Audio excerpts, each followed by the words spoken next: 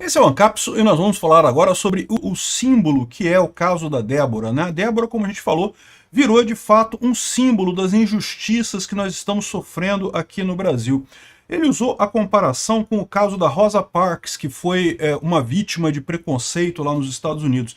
Eu acharia melhor ele comparar com os perseguidos na ditadura militar brasileira aqui no Brasil. A gente tem exemplos aqui no Brasil que são tão significativos quanto o da Rosa Parks, mas de qualquer forma, o importante é o que ele colocou e o vídeo dele viralizou de forma absoluta, chamando o pessoal para o dia 6 de abril agora, a manifestação que vai ter esse domingo lá em São Paulo. Vamos ver esse vídeo aqui. E o mais engraçado é o seguinte: ontem o Felipe Neto quis fazer uma paradinha, né? Tá na cara que é um bait aquele vídeo do Felipe Neto, né?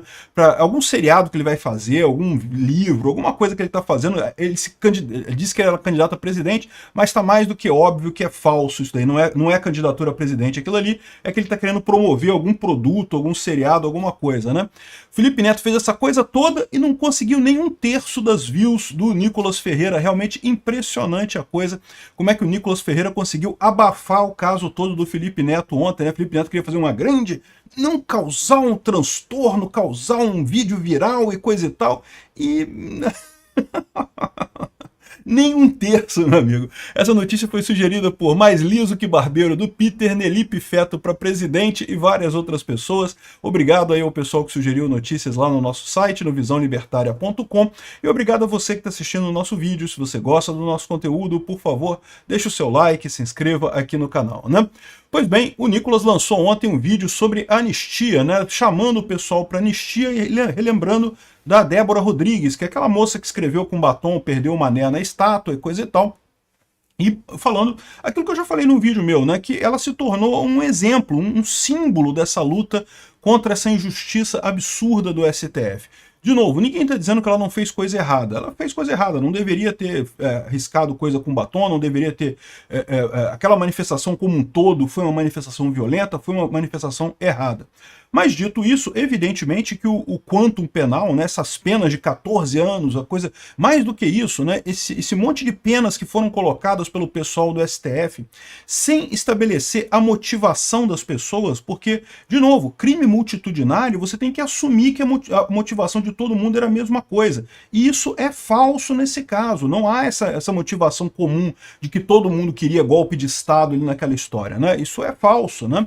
E como eu expliquei para vocês, o STF insiste muito nesse negócio, o Alexandre de Moraes insiste muito nisso, porque ele quer chegar no Bolsonaro. Então, assim, ele está fazendo essa coisa toda, essa punição severíssima contra as pessoas do 8 de janeiro, porque ele quer chegar no Bolsonaro e botar uma pena absurda de, sei lá, 18 milhões de anos de cadeia, alguma coisa assim, né?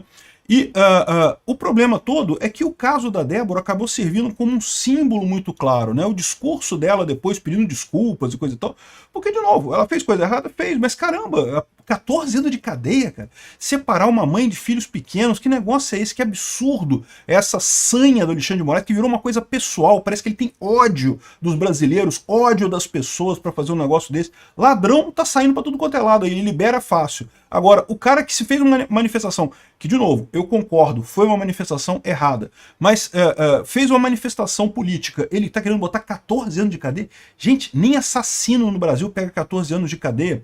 Enfim, o Nicolas mostrou mais uma vez que é um gênio do marketing, que consegue com muita facilidade fazer esses vídeos se tornarem virais, né? Mais um sucesso enorme dele. Aqui, ó, o vídeo do Nicolas. No Twitter, no X, está aqui com 1 milhão de views. Mas 1 milhão de views e 72 mil likes, né? Ou seja, muita gente vendo o vídeo e gostando do vídeo, né? É o caso clássico de vídeo positivo. Se você pegar o vídeo do Felipe Neto no X, também está com 1 milhão de views aqui, 1 milhão de views também. Mas ao contrário, tem só 6.1k likes, ou seja, a maior parte das pessoas que viu esse vídeo do Felipe Neto, na verdade, viu para criticar, não gostou do vídeo não, né? Até viu o vídeo, mas não gostou. Mas o impressionante é no Instagram, né? Vocês sabem, o X é esse negócio, é uma rede social que tem menos gente aqui, na verdade, né? O X é uma rede muito importante, é uma rede onde saem as ideias para as outras redes, mas na verdade é uma rede relativamente pequena. No Instagram, olha só o Reels aqui dele da anistia, 25 milhões de views, 2 milhões de likes o Reels dele, né? Se você pegar aqui do Felipe Neto, do anúncio oficial, 8.2 milhões só de views 500k likes, ou seja, o Felipe Neto deve ter preparado esse vídeo dele com muito tempo, com muito cuidado, né? Eu já fiz um vídeo explicando esse negócio. Ele não vai ser candidato a presidente. Tá na cara que ele quer fazer algum seriado em que ele critica as redes sociais.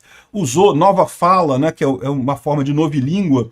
Ele tá querendo dizer que George Orwell é as redes sociais. Olha que coisa absurda, né? O George Orwell justamente é uma crítica ao governo dizer o que é a verdade ou não, e ele quer dizer que as redes sociais que são isso que quer dizer o que é verdade ou não. Não, ao contrário, as redes sociais têm todas as opiniões ali, né? Você tem a verdade, você tem a mentira, você tem o Felipe Neto, você tem o Nicolas Ferreira, você tem um monte de opiniões ali. Você decide o que você considera verdade ou não.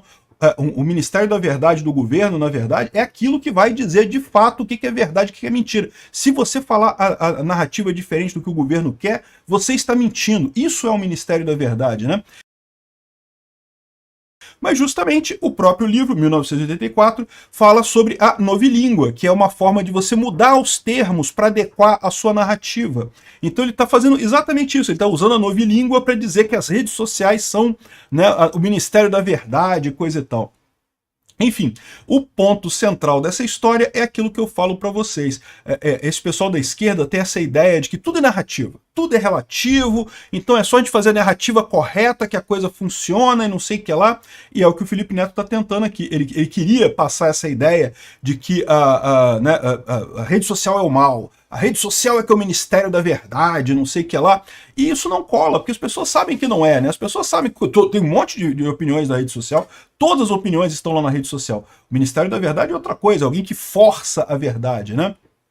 Então, flopou completamente o anúncio dele aqui, 8,2 milhões de views, só ele deve ter preparado isso com muita antecedência, meses de antecedência, planejando vídeo, não, porque eu vou fazer para virar viral e não sei o que lá, só para o Nicolas lançar um vídeo no mesmo dia e ter o triplo de visualizações que o Nelipe Feto, cara, realmente humilhou o Felipe Neto. É o que eu falo para vocês, não tem jeito, cara. A verdade por trás das coisas faz diferença, né? Vamos dar uma olhada no vídeo do Nicolas Ferreira, que é o que interessa, né? Do Felipe Neto eu já até fiz um vídeo sobre isso, mas não tem nada de interessante lá. Vamos ver aqui o vídeo do Nicolas Ferreira, né? Anistia, o que você tem a ver com isso? Eu te explico. Em 1955, o negro era obrigado a ceder seu lugar no ônibus para uma pessoa branca. Uma mulher, Rosa Parks, certo dia se negou e foi presa por se recusar a se levantar. Sua atitude gerou o boicote aos ônibus, liderado por Martin Luther King. Sim, isso foi o início do movimento contra as injustiças que a população negra sofria. Mas o que isso tem a ver com a anistia, Nicolas? A injustiça contra uma mulher virou um marco de uma luta coletiva. Ou seja, ele está colocando aqui exatamente o que eu já falei no outro vídeo meu, né? Que realmente a Débora Rodrigues, né? A moça lá que escreveu Perdeu o Mané, ela virou um símbolo, e virou um símbolo real. O povo brasileiro abraçou esse símbolo. Eu, particularmente, acho que ele poderia ter usado a morte do Edson Luiz, que foi um estudante que morreu em 68 numa manifestação no Calabouço aqui no Rio de Janeiro. Os militares, na época, mataram Edson Luiz numa manifestação. O cara estava numa manifestação pacífica e foi morto por policiais no Brasil. Isso foi um escândalo na época. O cara virou um símbolo de resistência contra a ditadura. Na minha visão, é uma coisa muito mais equivalente nesse caso, porque é exatamente a situação que a gente está vivendo, né? Um Estado ditatorial, uma ditadura se implantando no Brasil e massacrando quem tem opinião contrária. Não é usando justiça. O STF não está fazendo justiça, o STF está punindo de forma absurda, fazendo um julgamento show sem nenhum sentido contra essas pessoas do 8 de janeiro. Lá foi um ônibus, aqui um batom. Débora, casada, mãe de 2 filhos pequenos. Cabeleireira, condenada a 14 anos de cadeia. Seu crime? Escreveu Perdeu o Mané em uma estátua com um batom. Mas isso você já deve saber. A pergunta que fica é, se ela tivesse escrito Fora Bolsonaro em vez de Perdeu o Mané, Moraes e Dino teriam condenado ela da mesma forma? Uma pessoa que não tem uma imagem dela dentro do Congresso, quebrando nada, nenhuma violência. Esse ponto que ele coloca eu acho que é muito importante, né? Porque justamente o grande erro nessa história do 8 de janeiro é que o STF está adotando a política do crime multitudinário, está adotando a doutrina do crime multitudinário. E essa doutrina existe, isso realmente tem, mas ela parte do pressuposto que as pessoas tinham a mesma intenção ali. Isso é falso no 8 de janeiro. Muita gente foi ali com o intuito não de dar um golpe de Estado, mas sim de protestar, de se mostrar revoltado com a eleição do Lula, da forma como foi feita a eleição do Lula. E tem motivos para protestar isso sim, houve problemas ali, né? De novo, existiam pessoas no 8 de janeiro que queriam golpe de Estado? Eu tenho certeza que tinha gente ali que queria golpe de Estado sim, um absurdo isso. Mas nem todos, então você não pode aplicar o crime multitudinário, você tem que comprovar o que a pessoa fez e punir ela pelo que ela fez, pelas ações que a pessoa fez. A pessoa que quebrou uma porta tem que pagar pela porta que quebrou, a pessoa que quebrou alguma coisa lá, que fez alguma coisa errada, tem que pagar pelo que fez. A Débora, ela riscou uma estátua. Podia colocar isso como pichação de estátua ou como dano de patrimônio público. As duas coisas, a pena máxima é 1 ano e pouquinho. Então, assim, isso seria justo no caso dela, se houvesse a individualização da pena. Então, o ponto que ele coloca aqui é verdade. Não tem uma imagem dela dentro da coisa. Chega a ser engraçado que quando o Alexandre de Moraes botou aquele vídeo, né, que é o absurdo, ele botou um vídeo de acusação. O juiz colocou um vídeo de acusação que não estava no processo durante um julgamento. Uma coisa que é inconcebível dentro do devido processo legal. Mas aquele vídeo ainda ficou pior para o Alexandre de Moraes, por quê? Porque aquele vídeo não mostrou a Débora em momento algum. A única imagem que tem da Débora é ela escrevendo, perdeu o mané na estátua, não tem ela em lugar nenhum. O Alexandre de Moraes quis dizer, não, porque esse pessoal era muito perigoso, eles foram lá, eles quebraram coisas e coisa e tal. Tá, cadê a Débora? A Débora não aparece no vídeo do Alexandre de Moraes em momento algum. Então, ou seja, essa é a necessidade de você individualizar as penas. Isso não é um privilégio ou uma coisa. Não, isso é parte do devido processo legal. Você não pode ser punido por uma coisa que outras pessoas fizeram, né? E pior, um funcionário da limpeza desfez o golpe de Estado da Débora com água e sabão. Quem gera mais risco à democracia? Uma cabeleireira com um batom ou 15 traficantes soltos pelo STF? A resposta todo mundo já sabe, mas muitos têm medo de responder. E aí está o meu ponto. Quando você trata uma injustiça apenas como um número, você ignora que é uma pessoa, uma família que está sofrendo e que você um dia pode ser vítima da mesma injustiça. Infelizmente, temos muitas outras vítimas. Eliene Amorim, 28 anos, manicure, presa no dia 22 de março de 2023, quase 2 meses depois dos atos do dia 8 de janeiro em São Luís. Motivo da prisão? A acusação que teria participado dos atos de vandalismo em Brasília. Mas até hoje, não foi apresentada nenhuma prova de que ela tenha quebrado algo, invadido prédios ou incentivado qualquer tipo de violência. Duas coisas importantes aqui. De novo, ele insiste no mesmo ponto. E ele tá certo, né? Ou seja, você não tem esse negócio de comparação, de dizer que tá todo mundo a mesma coisa. Não pode. Crime multitudinário só se você tiver a garantia de que a intenção de todo mundo é a mesma. Mas você não tem essa intenção ali. Haviam pessoas que estavam protestando por coisas diferentes. Isso é normal em protesto. Protesto sempre tem pessoas com ideias diferentes sobre o que está sendo protestado ali. Ele traz aqui um outro ponto que eu falei para vocês. Liberar a Débora, o Alexandre de Moraes falou, não, que a gente liberou a Débora para acabar com a pressão para anistia, porque não sei o que lá.